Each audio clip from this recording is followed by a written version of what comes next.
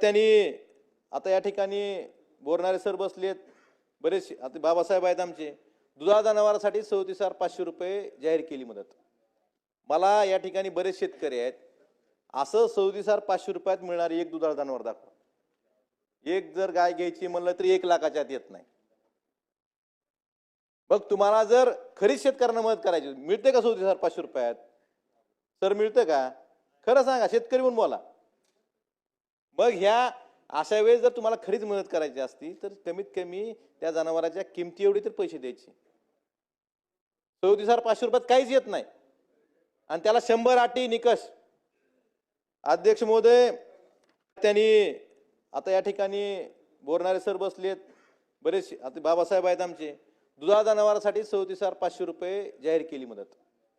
मला या ठिकाणी बरेच शेतकरी आहेत, असं 34,500 रुपयात मिळणारी एक दुधाळ जनावर दाखवा. एक जर गाय घ्यायची म्हणलं तरी 1 लाखाच्या आत येत नाही. मग तुम्हाला जर खरीच शेतकऱ्यांना मदत करायची मिळते का 34,500 रुपयात? सर मिळतं का? खरं सांगा, शेतकरी म्हणून बोला.